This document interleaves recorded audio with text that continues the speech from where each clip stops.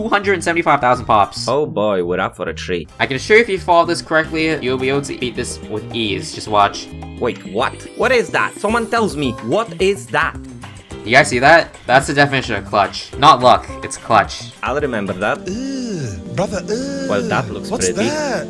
2 shinobis, so it's a super monkey. Yes, okay, we're set. Excusez-moi? Wait, time out. Perma Spike for 20k. I guess even monkeys can't escape inflation, hey? Brada, we're in for a fun ride. Today, we're exploring ISAB strategy, but here's the catch. This is the earliest ISAB CHIMPS strategy I could find from 6 years ago, right at the start of BTD 6. Let's see if we can make it work while staying true to the strategy. Build order, and well, this guy. What the hell? What the hell, ISAB? Literally, what the hell? Oh, and by the way, we're tackling it on an intermediate map, which is harder, shorter, and way less forgiving. So let's see if we can make it work. My name is Edward Farrell, and welcome to my quest to reach every single black border. Right off the bat, I'm starting with Ninja. Why? If I can afford Quincy. Because we need to stay true to the strat. With a little bit of luck, I mean clutch, I got through the first round. Or 6. So the build order is Ninja Discipline into Seeking Shuriken. As I was reviewing my gameplay and comparing it to ISAB's, I realized I should have gone 201, not 101 before Quincy. So there it is, me trying to follow the build order.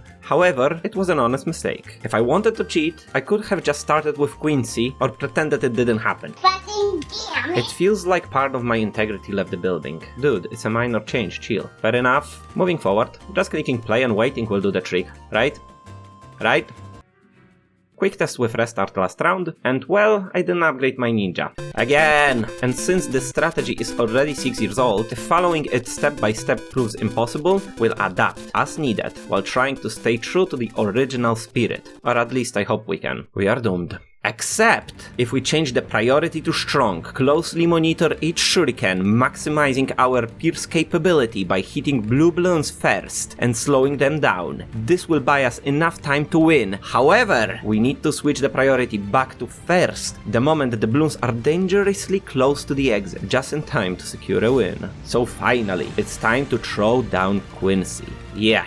It feels extremely off with the updated prices. As ever, there's a good feeling in having a hero down, and I'll tell you what, this is a 6-year-old strategy from 4 circles on an intermediate map. If it holds ISAB, you did something seriously right. We're upgrading Alchemist to 200 to deal with lead balloons, and then we'll work our way towards 401 Ninja. Let's be real, this setup is super solid, everything is covered. Picking up a 6-year-old strategy, I was kind of expecting a lot of memes and what the hell are you doing vibe, but that's just not what it is. All you have to do at times is use ability, and this is often seen as a respectable downside of a strategy. Hell no, what am I talking about? Using abilities as part of your strategy is legit. I wonder if I'm the only one who gets a small thrill when I manage to beat the game without using abilities. At other times, I feel super clever when I use some of them just at the right moment. Talk about being a hypocrite.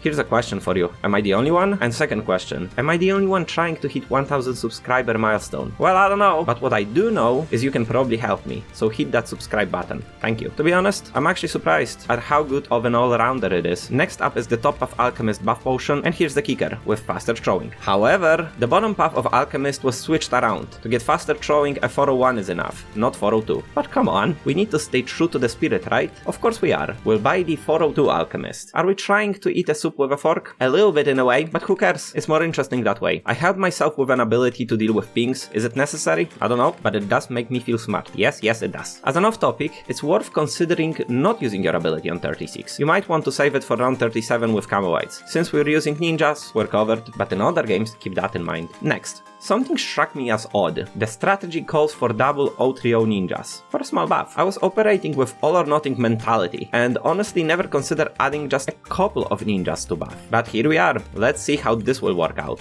Going for the top island first, because the mob on round 40 is heading for the top lane. Of course, I used the ability on round 40, and oh boy, we're looking strong. So far, there's been a little bit of struggle at the start, but this setup is strong. I believe what you're aiming for when buffing other ninjas with shinobi tactics are shoes, so it should work. And yes. In practice, Distraction proved to be way more useful than I'd expected. Overall, it felt really useful. Was it? That's another question, but it definitely felt good. Quick ability at the end of 55, and around 60. Keep waiting. Keep waiting, just keep waiting, just keep waiting, just keep waiting, just keep waiting, just keep waiting. And ability. Get through the first layer. Then pop blues, and once this happens, second ability. Beautiful. I was curious about what was played back in the day. Plenty of that was somewhat expected. The super monkey surprised me. And what comes next? What comes at the end? Oh boy. Ability for Fortified, and 63. This is the round where the vision was to achieve Grandmaster, but the original amount of money wasn't there. Alright, you know what? I'm just gonna get the Dark Knights. Whatever.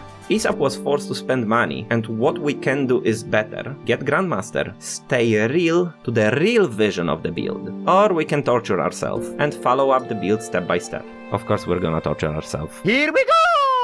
So Super Dark Knight it is, with the discount village, and to be honest, I made a mistake by also getting jungle drums on top of that, but hey, 4 circles are way more forgiving, so I'll stick with my jungle drums. It was a mistake, okay? Oh boy. Let's play around with the last round. So the same setup, and oh boy, what is that?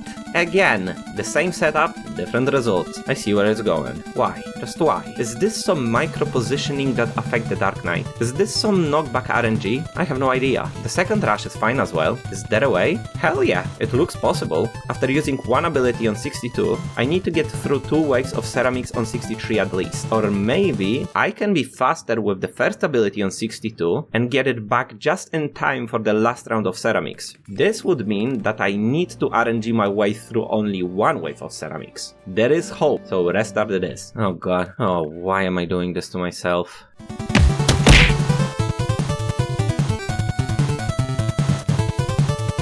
How did that happen? Like how? Look at it, side by side. Ninja start is solid. But that?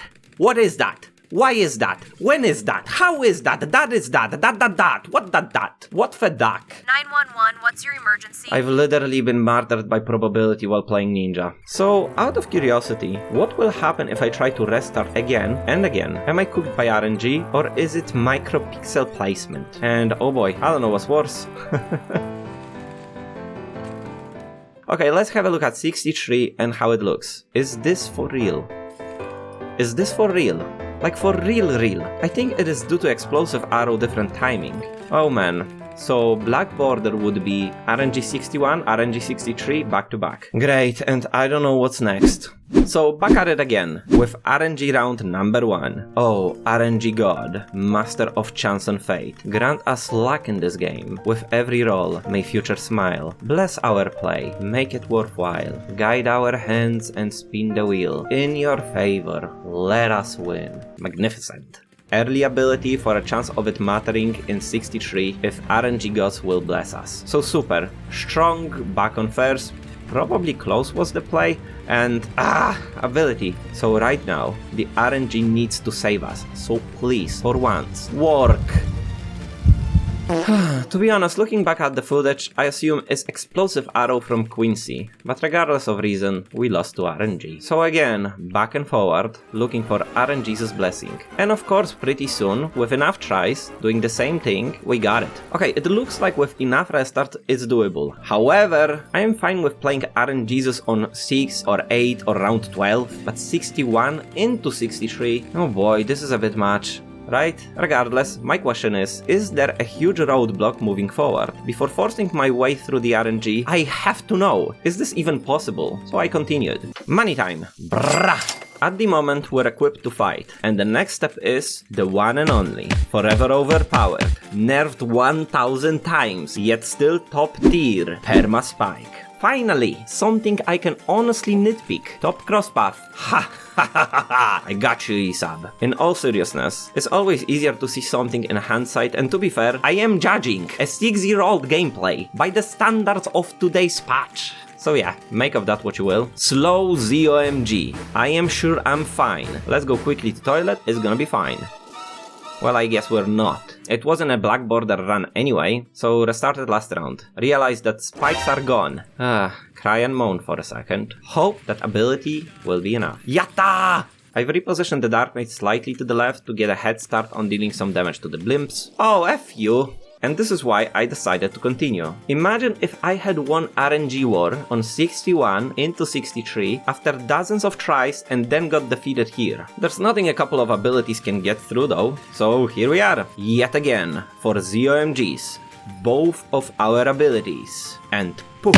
Perma Spike online. And one friend for him, or it. Talking about Perma Spike, we know from the Tag Paragon that monkeys are indeed inside of it. What about Spike Factory? We know for a fact that factories don't run by themselves. So the question to you is there a monkey inside the Spike Factory? Yeah, anyway, 400 Alk versus ZOMG.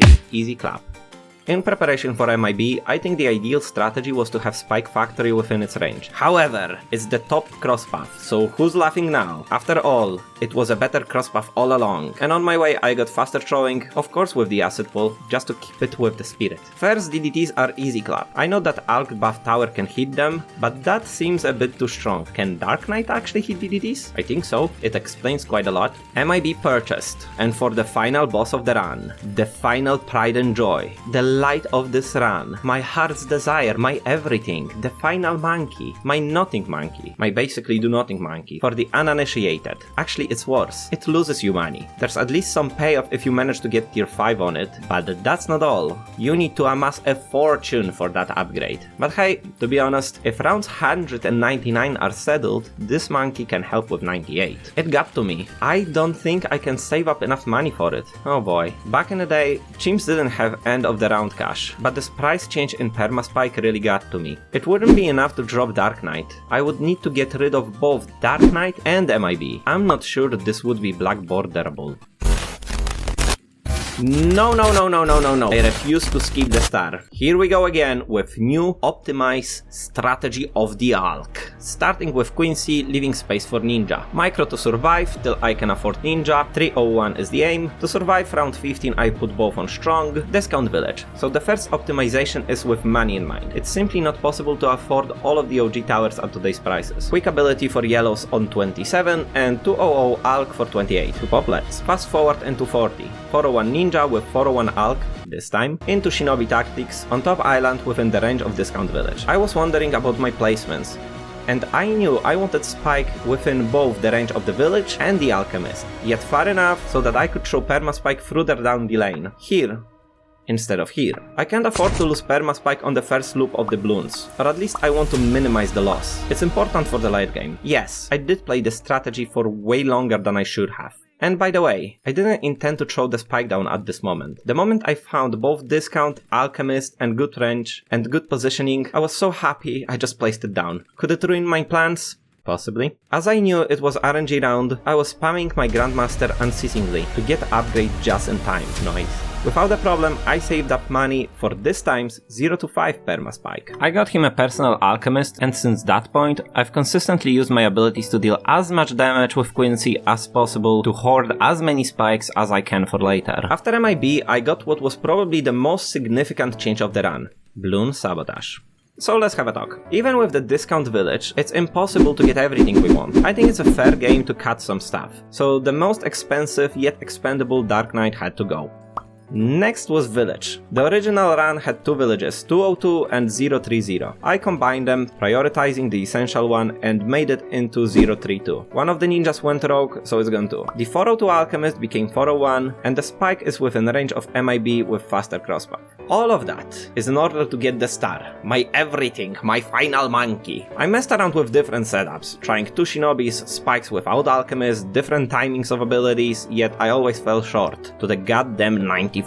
No matter what I did, I couldn't survive long enough for the Bloon Master Alchemist, so I had to go deeper. I realized that Perma Spike lasts up to 300 seconds, so my strategy was to buy spikes as much time as I can, and this time I didn't remove anything, I added something. That still stayed true to the spirit of the strat, middle path Shinobi. My strategy was to use sabotage as often as I could. It was either when most enemies entered the map and I knew I would get another one of cooldown, or when enemies got in range of my damage dealers, to slow them down and effectively split forces. I waited for enemy to enter my range before using number 1 ability. I made sure there was just a bit too many enemies when using it. I wanted 100% efficiency from my rapid shot. Every bit of damage dealt to Bloons bombs meant more damage stored in spikes, which was necessary to survive later on. As for my Storm of Arrows, I used it in 2 scenarios. First, when slow blimps entered the map, I knew that when combined with Sabotage, this ability would be off cooldown for my second scenario, which was to use it whenever I started to pop a bunch of mobs and ceramics started to swarm. This way, I think, I am getting more pops out of it, and every pop gotten by Quincy is more popping power in spikes for the crucial round. So I got to work, and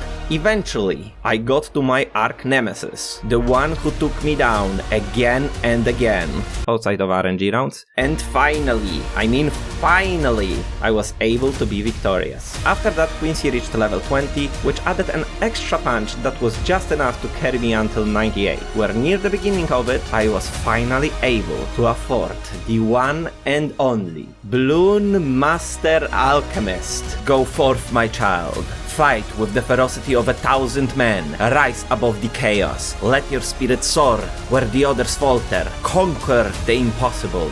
Win the glory. Overcome destiny.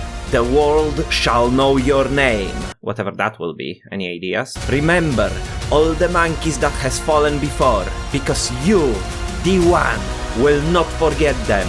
You will convert them to red. Do not buckle or yield when faced against ZOMGs. My monkeys push forward. My monkeys scream. My monkeys rage! It might have been a bit overdramatic. At any rate, 179,000 pops in the end. Not quite as much as ISAB, but I'll take that as a W. So is it black borderable? In a universe when RNG on round 28 didn't cook me, and where I didn't place the spike out of excitement, which would lead to slightly faster Grandmaster, guaranteeing round 61, not degrading myself into an RNG fiesta? Yes, it is. And hell yeah, I got it. Is this the hardest things I've done? Hell no. Shoots was. Have a look at it. Thank you. And see you in the next one. And then that happened. This should be better now. So I was good after all, and panicked for no reason. Then I was double wrong, and indeed panicked for a very good reason. I need you, sir. No, what? Gaga.